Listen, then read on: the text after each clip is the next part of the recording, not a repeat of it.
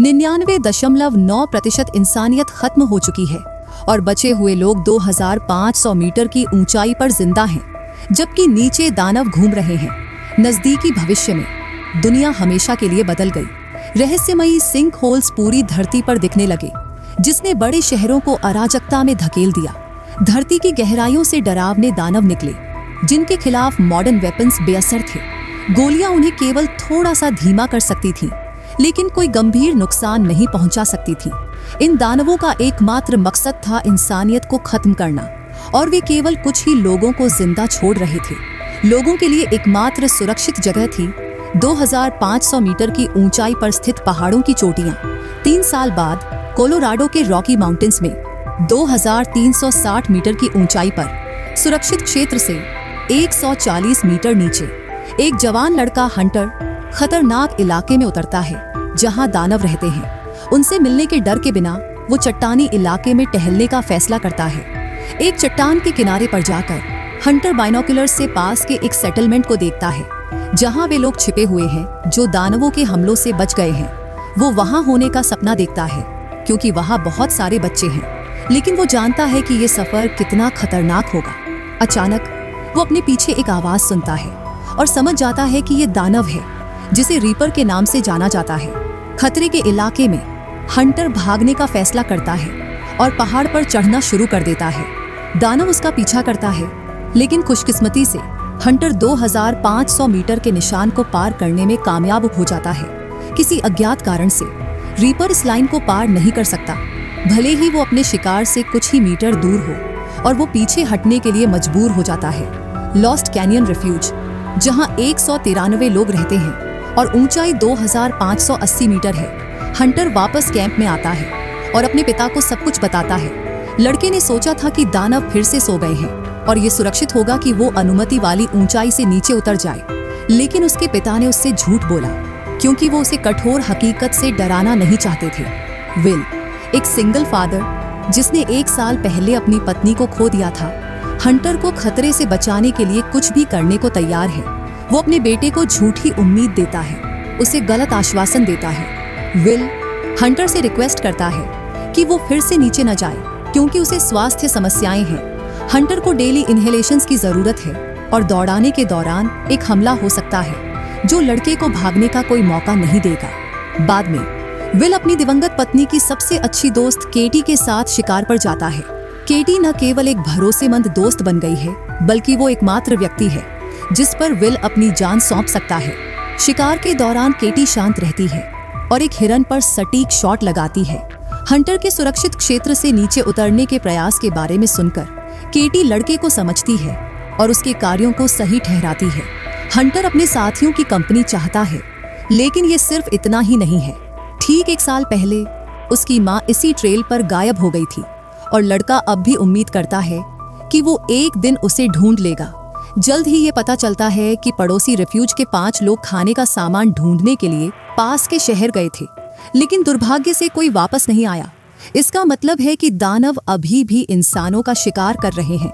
इंसानियत का वक्त लगभग खत्म होने के कगार पर है, क्योंकि उनके रिसोर्सेज लगातार कम होते जा रहे हैं। इस बीच नीना, एक पूर्व साइंटिस्ट और फिजिसिस्ट, अपनी रिसर्च जारी रखती है। वो बुलेट्स के गुणों को बदलने की कोशिश कर रही है, उन्हें थर्मल और इलेक्ट्रिकल ट्रीटमेंट्स के अधीन करके। उसका लक्ष्य एक ऐसा हथियार बनाना है जो दानवों की सुरक्षात्मक कवच को भेद सके या उन्हें मार सके। नीना अपने एक्सपेरिमेंट्स दिन रात करती है और अक्सर रात में गोलियों की आवाज से दूसरों को डरा देती है। विल को रात में सोने में मुश्किल होती है, क्योंकि वो अभी भी अपनी दिवंगत पत्नी की यादों से परेशान है। एक डिवाइस की आवाज सुनकर वो समझ जाता है कि हंटर के इनहेलर का फिल्टर खराब हो गया है और उसका बेटा सांस नहीं ले पा रहा है। विल जल्दी से फिल्टर बदलता है ताकि हंटर सांस ले सके और उसे शांत करता है। दुख की बात यह है कि ये आखिरी फिल्टर है और उसे और फिल्टर्स ढूंढने का तरीका खोजना होगा, नहीं तो उसका बेटा मर जाएगा। एकमात्र विकल्प पास के बोल्डर शहर जाना है, लेकिन ये 2500 मीटर के निशान से काफी नीचे है और वहां उतरना बहुत खतरनाक है। ये जानते हुए कि उसे शहर के हॉस्पिटल जाना ही होगा, विल अपना सारा खाली समय हंटर के साथ बिताता है। वो लड़की को बागवानी करना, मछली पकड़ना और शिकार करना सिखाता है। हंटर के जन्मदिन पर विल अपने बेटे के लिए उसका पसंदीदा मैकरोनी और चीज खरीदता है। लड़का महसूस करता है कि उसके पिता का इरादा रिफ्यूज छोड़ने का है और वो उसे न जाने की रिक्वेस्ट करता है। हंटर ने अपनी माँ को खो दिया है और वो अनाथ नहीं बनना चाहता, लेकिन विल के पास कोई चारा नहीं है। उसे अपने बेटे की जिंदगी को बचाने के लिए कुछ भी करना होगा। उस रात हंटर फिर से बीमार पड़ जाता है और आखिरी फिल्टर टूट जाता है। विल अपने बेटे की जान एक इंजेक्शन से बचाता है और समझ जाता है कि अब और देरी नहीं की जा सकती। उसे नीचे उतरना होगा और उन दानवों का सामना करना होगा जिन्होंने 99.9% इंसानियत को खत्म कर दिया। विल नीना के पास जाता है और उसे शहर की यात्रा पर साथ चलने का प्रस्ताव देता है। नीना, जिसे शराब की लत है, इस योजना के बारे में संदेह करती है। यात्रा में कम से कम 2 दिन लगेंगे और इसका एक हिस्सा सुरक्षित क्षेत्र से नीचे यात्रा करना होगा, जो बहुत खतरनाक है। नीना का मानना है कि उन्हें दानवों के क्षेत्र में दर्जनों बार उतरना पड़ेगा, लेकिन विल ने एक सुरक्षित रास्ता तैयार किया है। उसे यकीन है कि वे केवल 2 बार 2500 मीटर से नीचे उतरकर शहर तक सुरक्षित पहुंच सकते हैं। विल को यकीन है कि नीना इस जोखिम भरी योजना को मान लेगी, क्योंकि वो दानवों को नष्ट करने वाला हथियार ढूंढने का सपना देखती है और उसे लगता है कि दानवों में कोई कमजोरी है।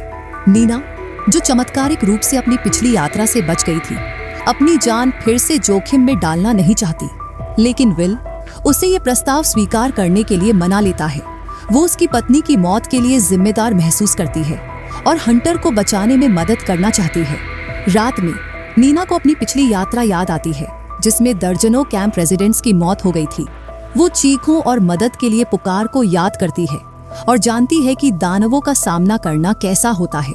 वो अकेली थी जो बच निकली थी और वो फिर से भाग्य को चुनौती नहीं देना चाहती। अपने डर के बावजूद नीना को तारा के साथ हुई घटना पर गिल्ट महसूस होता है और ये गिल्ट उसे विल की मदद करने के लिए प्रेरित करता है। उस रात नीना एक पुराने कंपास को तोड़कर उसे एक ट्रैकर में बदल देती है, जो दानवों का पता लगा सकता है। ये ज्ञात है कि रीपर्स के पास एक स्ट्रॉन्ग मैग्नेटिक फील्ड होता है और नीना उन्हें ढूंढ सकती है अगर कोई दानव नजदीक आता है। अगली सुबह विल और नीना खतरनाक यात्रा की तैयारी करते हैं। उन्हें हथियार और आर्मर पियर्सिंग बुलेट्स मिलते हैं, जो दानवों को कुछ पल के लिए धीमा कर देंगे, जिससे उन्हें कुछ कीमती सेकंड मिल सकेंगे। केटी भी ग्रुप में शामिल होने का फैसला करती है, क्योंकि वो विल को हंटर के इनहेलर के लिए नए फिल्टर्स ढूंढने में मदद करना चाहती है। विल इस मिशन को बहुत खतरनाक मानता है और उसे अपने बेटे की देखभाल करने के लिए कहता है, लेकिन केटी उसे अकेले नहीं जाने देने पर जोर देती है। नीना को संदेह है कि केटी इस यात्रा से बच पाएगी और उसे साफ साफ बता देती है। दोनों महिलाएं एक दूसरे के साथ नहीं पाती हैं, लेकिन उन्हें एक कॉमन गोल के लिए मिलकर काम करना होगा। उनका पहला कदम अबैंडन्ड स्की रिजॉर्ट तक पहुंचना है और स्की लिफ्ट का इस्तेमाल करना है। केटी को लगता है कि बैटरीज खराब हो चुकी हैं और उन्हें ठीक नहीं किया जा सकता, लेकिन विल इससे सहमत नहीं है। स्की लिफ्ट न केवल उन्हें तेजी से यात्रा करने देगा, बल्कि ये उनकी ऊर्जा को बचाएगा ताकि वे बाकी की यात्रा के लिए तैयार रहें। जल्द ही ग्रुप 2500 मीटर के निशान को पार कर जाता है, इस बात से पूरी तरह वाकिफ होकर कि दानव किसी भी पल हमला कर सकते हैं। नीना ट्रैकर के बारे में बात करती है और रीपर्स पर नजर रखने का वादा करती है, हालांकि वो जानती है कि अगर हमला होता है तो ये उन्हें नहीं बचाएगा। थोड़ा नीचे उतरने पर उन्हें यूएस आर्मी का एक नष्ट हुआ कॉन्वॉय मिलता है। एक व्हीकल के ट्रंक में उन्हें बुलेट्स और एक रॉकेट लॉन्चर मिलता है।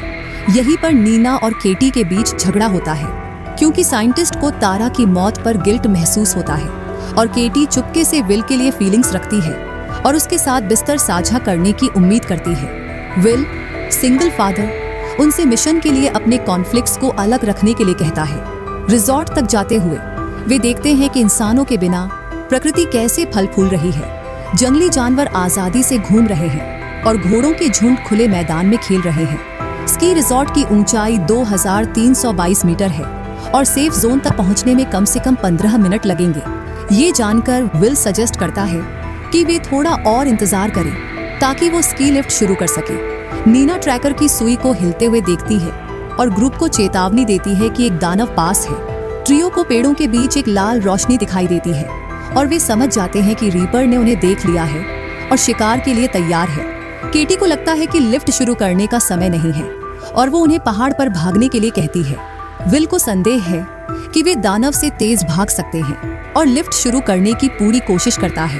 पहली बार दानव को सामने देखकर डरी हुई केटी रॉकेट लॉन्चर से उस पर गोली चलाती है। संदेह करती है कि विस्फोट से रीपर को नुकसान पहुंच सकता है, लेकिन जल्द ही उसे एहसास होता है कि वो गलत थी। रॉकेट शॉट्स केवल दानव को गुस्सा दिलाते हैं, जिससे वो ग्रुप पर हमला कर देता है। उसी समय विल पुरानी बैटरी बदलता है, जिससे वो स्की लिफ्ट शुरू कर पाता है। लिफ्ट पर चढ़ने के बाद विल और नीना दानव के सिर पर गोली चलाते हैं। उम्मीद करते हैं कि ये उसे धीमा कर देगा, लेकिन रीपर तेजी से पास आता है और लिफ्ट के केबल को तोड़ने की कोशिश करता है। ये केटी को कुछ सेकंड देता है और वो लिफ्ट के एक पोल पर चढ़ जाती है। जैसे ही लिफ्ट उसके नीचे से गुजरता है, केटी कूदती है, लेकिन थोड़ी देर से विल उसका हाथ पकड़ लेता है और उसे गिरने से बचाता है। दानव लिफ्ट पर हमला करना जारी रखता है, जिससे वाइब्रेशंस बढ़ जाती हैं और अंततः केटी गिर जाती है। विल और नीना भी नीचे कूदते हैं और उसे 2500 मीटर के निशान तक पहुंचाने में मदद करते हैं। अपनी आखिरी ताकत के साथ ट्रियो सुरक्षित क्षेत्र तक पहुंचने में कामयाब हो जाता है और दानव से बाल बाल बच जाता है। उस शाम नीना, विल और केटी एक रिजॉर्ट कैबिन में रात बिताने का फैसला करते हैं, जो 2520 मीटर की ऊंचाई पर है। यात्रा करना बहुत खतरनाक है, इसलिए लंबे समय से आसपास कोई इंसान नहीं है और खाने और शराब का सामान लगभग अनटच्ड है। ये ट्रियो को थोड़ा पीने और आराम करने का मौका देता है, जबकि वे दानवों के आने के कारणों पर चर्चा करते हैं। विल सजेस्ट करता है कि ये इंसानियत के लिए एक डिवाइन पनिशमेंट हो सकता है, क्योंकि उन्होंने जीवन और रिसोर्सेज को महत्व नहीं दिया। केटी इसे अलग तरह से देखती है। उसे लगता है कि रीपर्स फूड चेन के टॉप प्रेडेटर्स बन गए हैं और इंसान उनके लिए सिर्फ भोजन है। नीना एक साइंटिस्ट के रूप में इन आइडिया से सहमत नहीं है। वो समझती है कि दानवों ने लगभग पूरी इंसानियत को खत्म कर दिया है, लेकिन उन्होंने जानवरों, मछलियों या पक्षियों पर हमला नहीं किया है। उसके विचार में रीपर्स का एकमात्र लक्ष्य इंसानियत को खत्म करना है। हालांकि इस क्रूरता के पीछे का कारण उसके लिए अज्ञात है। उस रात विल को फिर से नींद नहीं आती और वो अपनी दिवंगत पत्नी को याद करता है। 1 साल पहले तारा ने नीना के एक्सपीडिशन में शामिल होने का फैसला किया था, विल की तरह हॉस्पिटल जाने और इनहेलर के फिल्टर्स ढूंढने के लिए, लेकिन वो असफल रही। अगली सुबह ट्रियो माइन के लिए निकलता है, जिसका एंट्रेंस 2510 मीटर की ऊंचाई पर है। विल उन्हें बताता है कि माइन 3 किलोमीटर लंबी है और वे अब भी 9वें स्तर पर हैं।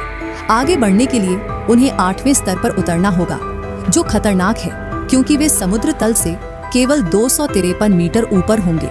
इसके अलावा विल मानता है कि लेवल डूब रहा है और उन्हें 21 मीटर की ऊंचाई पर यात्रा करनी होगी, जहां दानव हो सकते हैं। नीना और केटी इस खतरनाक यात्रा का विरोध करती हैं, खासकर क्योंकि ट्रैकर अब काम नहीं कर रहा है, जिसका मतलब है कि वे रीपर के आने का पता नहीं लगा पाएंगे। विल उनके डर को समझता है, लेकिन वो इंसिस्ट करता है कि अब पीछे मुड़ने का कोई रास्ता नहीं है और कोई ऑल्टरनेटिव रूट ढूंढने का समय या मौका नहीं है। अनिच्छा से सिंगल फादर की बात मानकर नीना और केटी माइन के माध्यम से आगे बढ़ने का फैसला करती हैं, लेकिन सावधानी से। उनका तर्क है कि दानवों के पास सेंसिटिव रिसेप्टर्स हैं जो कार्बन डाइऑक्साइड का पता लगाते हैं। अगर ट्रायो दौड़ेगी तो हवा में CO2 की मात्रा तेजी से बढ़ेगी, जो रीपर्स को आकर्षित करेगी। कुछ दूरी तय करने के बाद उन्हें एक सील्ड डोर मिलती है और वे समझ जाते हैं कि आगे का रास्ता बंद है। वापस जाने का समय नहीं है, इसलिए एकमात्र विकल्प लेवल 7 पर उतरना है, लेकिन इससे वे 2500 मीटर के निशान से लगभग 1 किलोमीटर नीचे चले जाएंगे। बिना किसी विकल्प के ट्रियो लेवल 7 पर उतरने का फैसला करती है। उससे पहले केटी अपनी लाइफ स्टोरी शेयर करती है, जो दानवों के हमले से पहले की है। नीना को पता चलता है कि केटी अपने बॉयफ्रेंड के साथ एक अभ्यस्त संबंध में थी, जो उस पर हाथ उठाता था और उससे सहानुभूति रखती है। आगे उतरते हुए ग्रुप अपनी यात्रा जारी रखती है, जब अचानक उन्हें एक संदिग्ध आवाज सुनाई देती है। अपने फ्लैशलाइट्स की रोशनी को मंद करके वे एक लाल बीम देखते हैं और समझ जाते हैं कि एक दानव उनके सामने है। ट्रियो वापस ऊपर चढ़ने की कोशिश करती है, लेकिन रीपर बहुत करीब है और उन तक पहुंच जाता है। वे एक चट्टान की दरार में छिपने के लिए मजबूर हो जाते हैं, उम्मीद करते हैं कि दानव उनका पता नहीं लगाएगा। रीपर के पास सेंसिटिव रिसेप्टर्स वाले स्पेशल टेंटिकल्स हैं और उससे छिपने का एकमात्र तरीका है कि वे अपनी सांस रोके। ट्रियो इसे मैनेज करती है जिसके बाद विल स्मोक ग्रेनेड से दानव को विचलित करता है। एक पैसेज ढूंढकर नीना और केटी आगे बढ़ने के लिए चट्टानों को हटाना शुरू कर देती हैं। एक बिंदु पर केटी को लगता है कि अगले लेवल का एग्जिट करीब है और वो आगे बढ़ जाती है, लेकिन एक बड़ी गलती करती है। जब वो माइन में वापस आती है तो वो सीधे दानव के सामने होती है। ये तुरंत अपने टेंटिकल से उसकी छाती में घुस जाता है और उसे खींच ले जाता है। नीना और विल उसके लिए शोक मनाते हैं, लेकिन वे जानते हैं कि उन्हें आगे बढ़ना होगा क्योंकि दानव किसी भी पल वापस आ सकता है। कुछ ही पल बाद नीना एक सीढ़ी देखती है जो उन्हें ऊपर चढ़कर माइन से बाहर निकलने देती है। उस शाम नीना और विल रेंजर स्टेशन तक पहुंचते हैं, जहां उन्हें न केवल खाना और सोने की जगह मिलती है बल्कि एक पुराना SUV भी मिलता है। डिनर के दौरान नीना मानती है कि वो एक्सपीडिशन में शामिल हुई थी ताकि वो अपनी पुरानी लैबोरेटरी तक पहुंच सके। उसे लगता है कि कुछ केमिकल्स का इस्तेमाल करके नई बुलेट्स बनाई जा सकती हैं जो दानवों के इलेक्ट्रिफाइड आर्मर के संपर्क में आने पर मिलियंस ऑफ वोल्ट्स का वोल्टेज डिफरेंस पैदा करेंगी, जिससे एक विस्फोट होगा। विल को संदेह है कि ऐसी बुलेट्स बनाई जा सकती हैं, लेकिन वो लैबोरेटरी जाने के लिए सहमत हो जाता है। जैसे ही वे हंटर के इनहेलर के फिल्टर्स ढूंढ लेते हैं। अगली सुबह विल और नीना एक शहर जाते हैं जो 1800 मीटर से थोड़ा ऊपर है। वे पहले लोकल हॉस्पिटल जाते हैं और फिल्टर्स ढूंढने के लिए कई रूम्स को खोजते हैं। 5वीं मंजिल पर वे जरूरी सप्लाईज ढूंढ लेते हैं। ये जानकर कि दानव पास है, वे भागने की कोशिश करते हैं, लेकिन रीपर अपने टेंटिकल्स से उन पर हमला करता है। विल और नीना अगली मंजिल पर चढ़ जाते हैं, लेकिन दानव उनका पीछा करना जारी रखता है। एक बिंदु पर रीपर विल को पकड़ लेता है, लेकिन नीना उसे एक्स से बचा लेती है। दानव को धीमा करने का तरीका ढूंढने की कोशिश में वो स्मोक स्क्रीन का इस्तेमाल करती है, लेकिन विल एक और खतरनाक और प्रभावी आइडिया के साथ आता है। नीना से छिपने के लिए कहकर वो दानव के हमले का इंतजार करता है और फिर ऑक्सीजन कैनिस्टर्स पर गोली चलाता है। इससे होने वाला विस्फोट रीपर को खिड़की से बाहर फेंक देता है और वो जमीन पर गिर जाता है। डुओ को एहसास होता है कि उन्होंने शायद दानव को ज्यादा नुकसान नहीं पहुंचाया है, लेकिन अब उनके पास लैबोरेटरी जाने का समय है। अपनी लैब में नीना और अधिक प्रभावी बुलेट्स बनाने का थ्योरी टेस्ट करती है जो दानवों को नष्ट कर सकती हैं।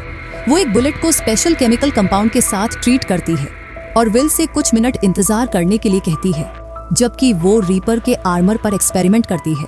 विल उसकी मेज पर एक फैमिली फोटो देखता है और समझ जाता है कि नीना शराब की ओर क्यों मुड़ी है।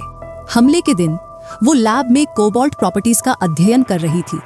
अपने फैमिली के साथ आखिरी पल बिताने के बजाय नीना अभी भी खुद को इसके लिए दोषी मानती है, लेकिन विल उसे आश्वस्त करता है। उसे बताता है कि ये उसकी गलती नहीं है। नीना नई बुलेट के साथ अपना एक्सपेरिमेंट शुरू करती है, लेकिन असफल हो जाती है। वो समझती है कि ये एक इफेक्टिव वेपन बनाने का उसका आखिरी मौका हो सकता है। दृढ़ निश्चयी वो विल से उसे छोड़कर सेफ जोन वापस जाने के लिए कहती है। उसे अपने बेटे और फिल्टर्स के बारे में याद दिलाती है जो उसे लड़के के इनहेलर के लिए डिलीवर करने हैं।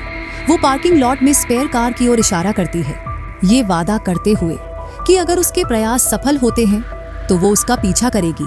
अनिच्छा से विल सहमत हो जाता है और वापस चला जाता है, जबकि नीना अपने एक्सपेरिमेंट्स जारी रखती है। अपने काम पर ध्यान केंद्रित करते हुए नीना ट्रैकर की वार्निंग ब्लिप को नोटिस करने में विफल रहती है, जो दानव के आने का संकेत दे रही है। वो टायरलेसली विभिन्न केमिकल कंपाउंड्स के साथ बुलेट्स को प्रोसेस करती है। हर अटेम्प्ट फेलियर में समाप्त होता है। आखिरकार वो समझती है कि कोबाल्ट की है, लेकिन इससे पहले कि वो अपना थ्योरी टेस्ट कर पाए, दानव उस पर पीछे से हमला करता है। इस बीच विल सेफ जोन की ओर जल्दी करता है, लेकिन उसका व्हीकल पंक्चर हो जाता है, जिससे वो क्रैश कर जाता है।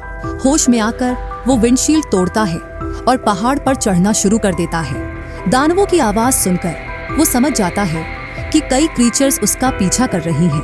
ऊपर जाकर विल खुद को फंसा हुआ पाता है, क्योंकि एक और रीपर आगे के रास्ते को ब्लॉक कर देता है। घिरा हुआ महसूस करते हुए विल अपनी सारी गोलियां चला देता है, लेकिन उनका कोई असर नहीं होता है। अपनी किस्मत को स्वीकार करते हुए वो अंत के लिए तैयार हो जाता है, जब अचानक एक गोली चलती है। एक रीपर तुरंत विस्फोट हो जाता है। नीना आ गई है।